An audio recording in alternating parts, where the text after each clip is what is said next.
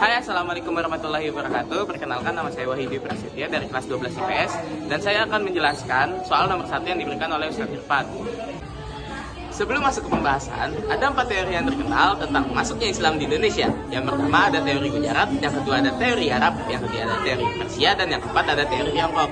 Namun pada saat ini saya tidak akan membahas hal tersebut, karena saya akan membahas hal yang lebih rinci, yaitu tentang teori masuknya Islam melalui jalur perdagangan, pendidikan, kesenian, politik, tasawuf, dan perkawinan. Nah, yang pertama, ada teori masuknya Islam melalui jalur perdagangan. Dalam teori ini menyebutkan bahwa para pedagang muslim dari seluruh dunia, khususnya dari Persia dan India, melakukan perjalanan panjang dan berlabuh di Indonesia, serta berdagang di Nusantara pada abad ke-7 sampai ke-16 Masehi. Kesibukan lalu lintas dagang pada abad ke-7 sampai ke-16 Masehi membuat para pedagang-pedagang muslim ikut turut serta untuk menyebarkan agama Islam di Indonesia. Nah, teori yang kedua, ada jalur masuknya Islam melalui jalur perkawinan.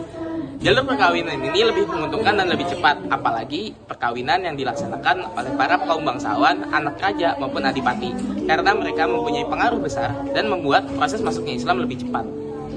Seperti beberapa contoh yang dilaksanakan oleh Sunan Giri dan Sunan Gunung Jati. Nah, yang ketiga adalah jalur masuknya Islam melalui jalur tasawuf.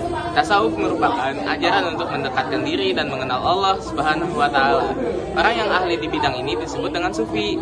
Daerah yang pertama kali ditempati oleh para sufi ini adalah pesisir Sumatera. Agama Islam disebarkan oleh saudagar Islam dan juga menjadi mubalik dan dilakukan secara damai.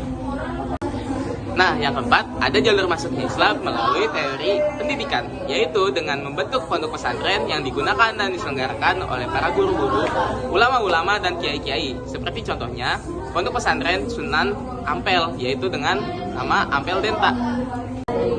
Yang kelima, ada teori masuknya Islam melalui jalur kesenian.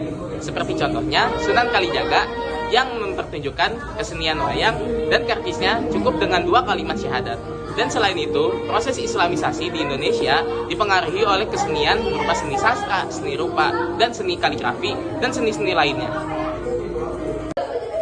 Yang keenam atau yang terakhir adalah jalur masuknya Islam melalui politik. Di beberapa daerah di Indonesia, kebanyakan rakyat akan masuk Islam setelah para penguasa atau rajanya masuk Islam terlebih dahulu.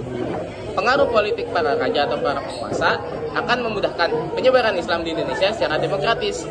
Di samping itu, kerajaan-kerajaan yang sudah memeluk Islam terlebih dahulu akan menaklukkan kerajaan-kerajaan yang belum Islam.